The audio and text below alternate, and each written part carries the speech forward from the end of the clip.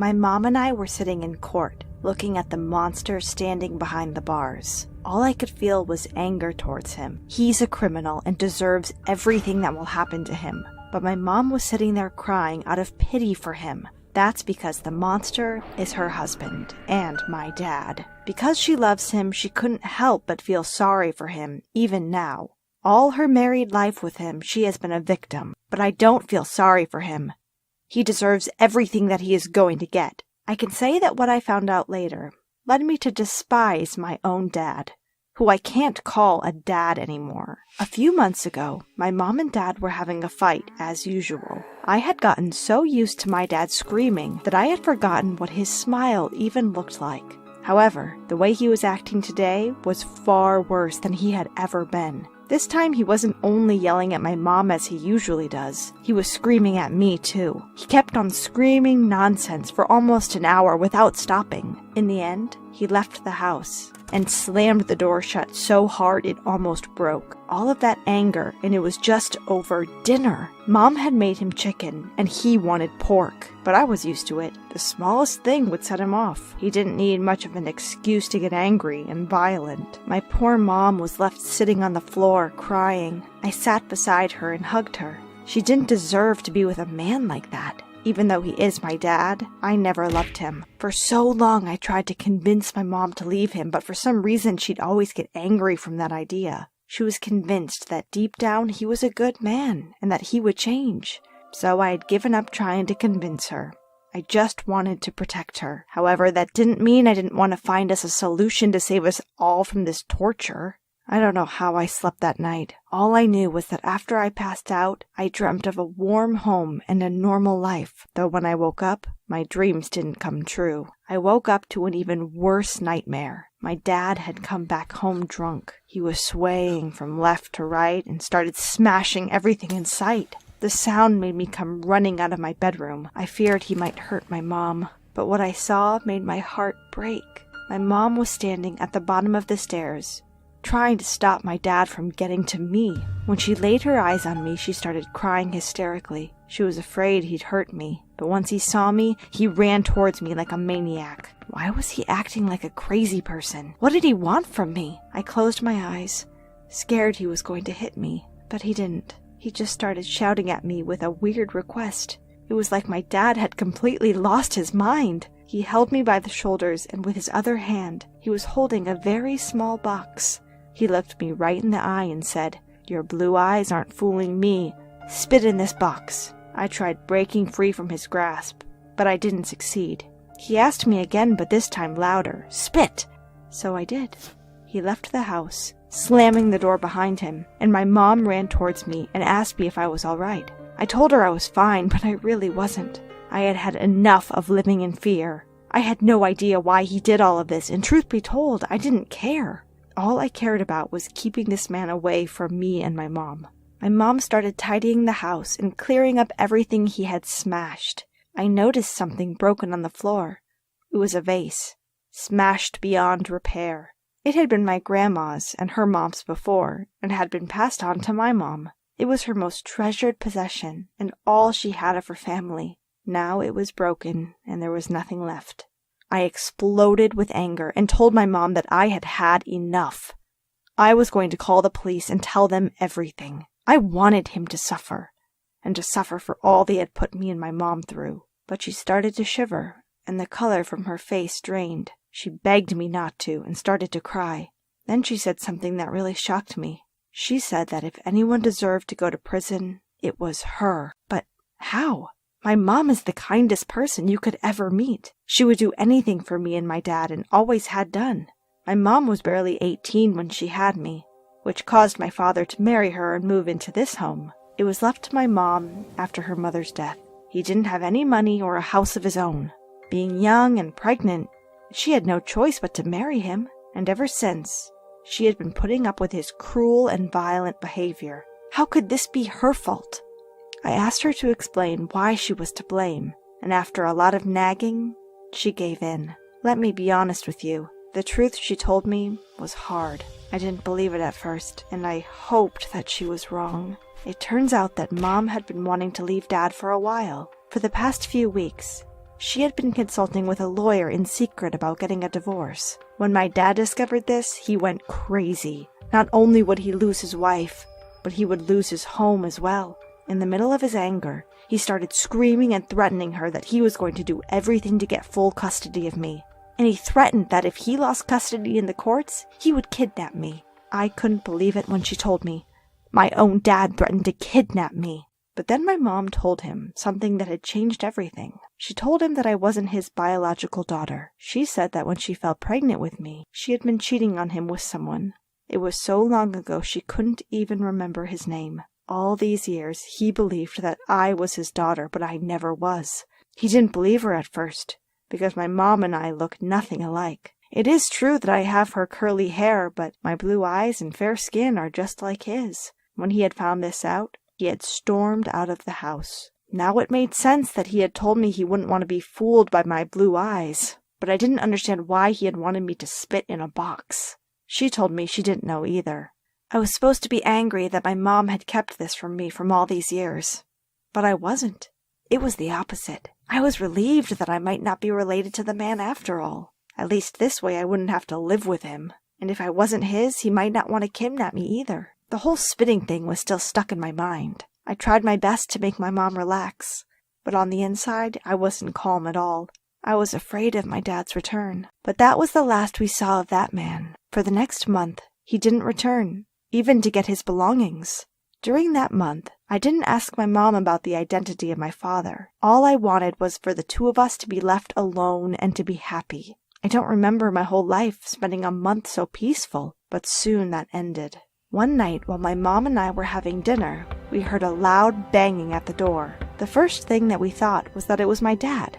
We were afraid to open the door. If it really was my dad, then he was up to no good. I hid behind the kitchen door, clutching a saucepan, ready to defend myself. My mom was stood behind me trembling. It was silent for a while, and whoever was behind the door had gone. Then suddenly, we heard something crash at the door hard until it broke the locks, and someone entered the house.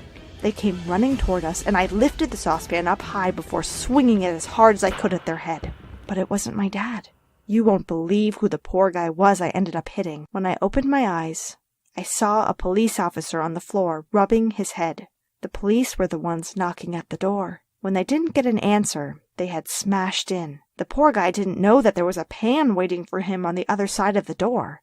Yes, they came for me, but not to take me for my mom and return me to my dad, but because I was a suspect in a murder case. It is no doubt that what you're about to hear is the strangest thing ever. They said that I was a suspect in a case that happened 16 years ago. The police officer explained that when the crime happened, they found human hair in the victim's hands. The victim must have been defending herself and pulled out their murderer's hair. But what does this have to do with me? I was only 18, so there was no way I could be the murderer. The police told me that they had done a DNA test on the hair sample, and it matched my DNA. How did they figure this out? Well, when my dad came and acted like crazy that night, he had wanted my saliva to get a sample of my DNA. He had got it so that he could test if I was really his daughter or not. But when he had sent my saliva off to see if I was his daughter, it had been matched with that of a criminal. Mom and I sat down and spoke to the police, who realized that they had come for the wrong culprit. The DNA results meant that I wasn't the murderer. My dad was. Not only was he a murderer, but he was also my real dad. I couldn't believe it. Mom started crying and admitted that she knew he was my real dad all along. She had lied to him to try and get rid of him and to protect me. The police kept us under surveillance until 2 weeks later, when my dad turned up, angry and drunk. They arrested him and promised us we would never have to see him again. And now, after they finally arrested him, the jury decided to let him not rot in jail for murder. All these years we had been living with a criminal and we both had no idea. I've forgiven my mom for lying to me and telling me I wasn't his daughter. I know she did it to try and keep me safe. And besides, she is a victim of him and had been for years. He may be my biological father, but I will never think of that monster as my dad again. I sat watching the clock on the wall, the seconds ticking away, turning into minutes.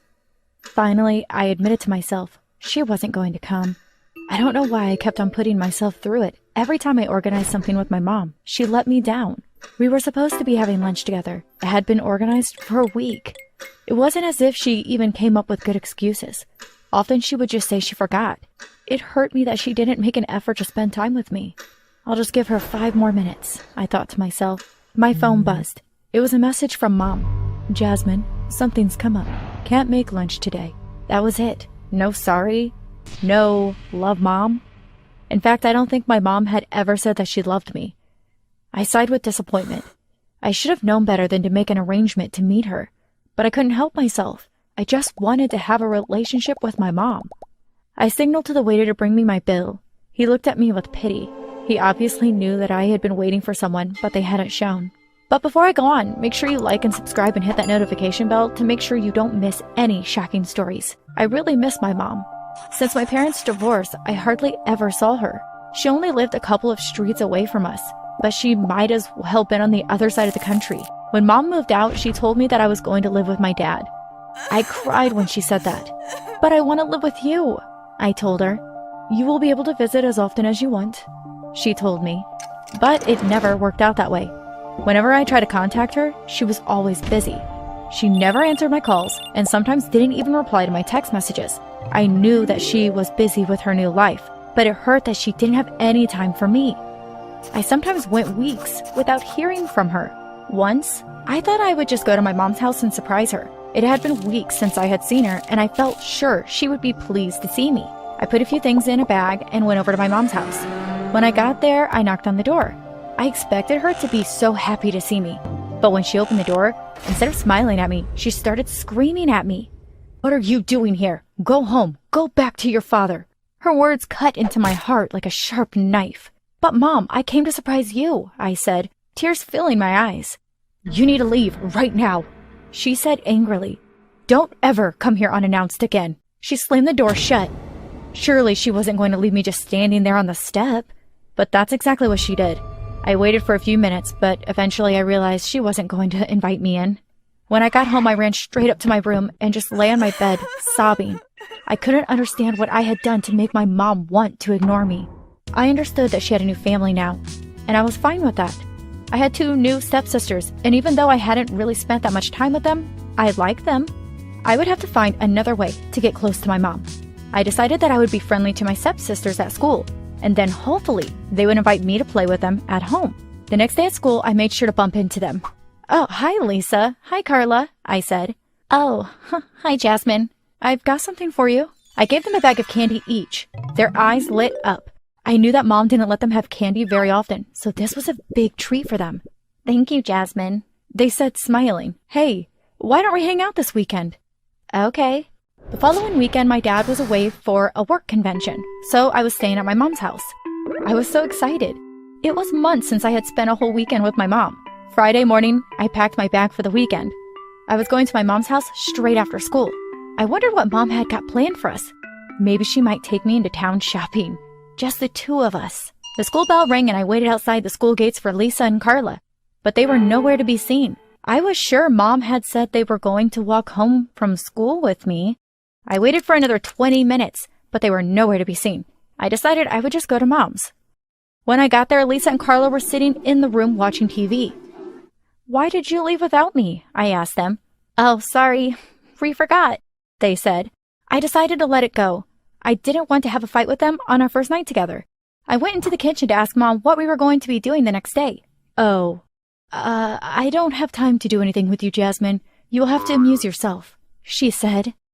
Then she told me that it would probably be better if I spend the evening in my bedroom catching up with some schoolwork. You might as well eat your dinner in your room, too, she said. I'm busy at the moment. I have to plan Lisa's birthday party. I couldn't believe my ears. Lisa was having a birthday party? I had never even received a birthday card from my mom, never mind a present or a party. I spent the evening alone in my room. I could hear my sisters and my mom and stepdad downstairs. They were obviously having dinner together. I could hear them laughing and joking around. I wanted to cry, but I was determined not to let my weekend be ruined. The following day, we were outside in the garden. Lisa, Carla, let's play hide and seek, I said. I'll count first. I counted to 100 and went to look for them. It didn't take me long to find them. They hid in the most obvious places. Now it's your turn to count, Carla, I told her. Carla started counting and I ran and hid in a bush at the end of the garden. I sat there, but Carla didn't find me. I must have been in that bush for at least an hour. Eventually, I decided to give myself up. But when I came out of my hiding place, Lisa and Carla were nowhere to be seen. I went in the house. They were sitting together watching a movie and eating popcorn. I couldn't believe they ditched me and came inside. "Hey, why did you leave me out there?" I asked. "Oh, yeah, we couldn't be bothered to play anymore," Lisa said. "But we're going to do some baking this afternoon," said Carla. "Do you want to join us?" I was still annoyed with them, but I wanted to bake too, so I agreed to join them. Mom said that we were each to make our own cupcakes, and she would judge the winner.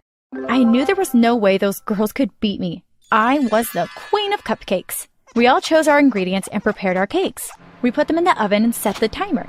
The smell coming from the kitchen was amazing. I couldn't wait for Mom to try one of my cupcakes. When they were ready, Mom set them out on a plate. She tried Lisa's first. "Oh, Lisa, darling, that is delicious. So sweet and moist," she said. Next was Carla's. "Carla, the chocolate filling in your cupcake is perfect. Well done." Now it was my turn. I smiled as my mom took a bite of my cake. "Ugh, yuck," Mom said as she spat the cake out. "That tastes disgusting." When Mom left the kitchen, I turned to my two stepsisters. "What did you do to my cakes?" I said angrily. "You didn't think we were gonna let you win, did you?" asked Lisa. "Re-swap the sugar for the salt," laughed Carla. "Why would you do that?"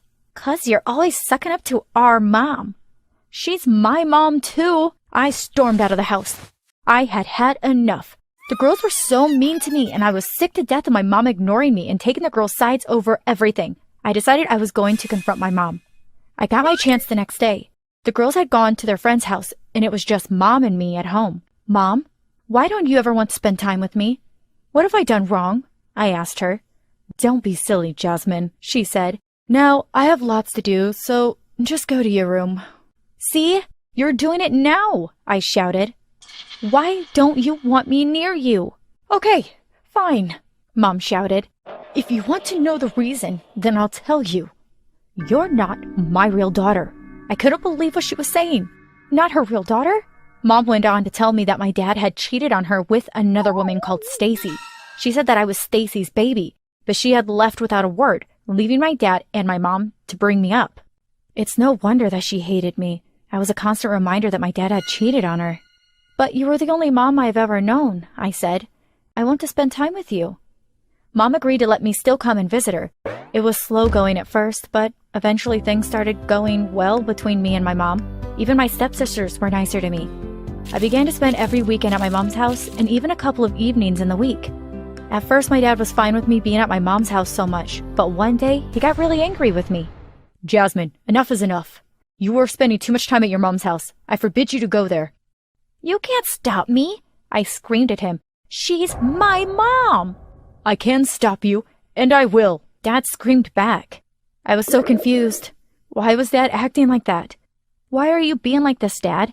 I asked. Then Dad told me the most shocking thing. He said that it was Mom that had cheated on him first. The only reason he had cheated with Stacy was to get his revenge on my mom. I didn't know what to believe. Was my mom telling the truth, or was my dad? I knew there was only one way to find out for sure. I would have to take a DNA test. At least then I would know which one of my parents was my blood relative. The envelope came and I opened it. My hands were shaking with nerves. I read the results of the test. No blood relationship to either parent.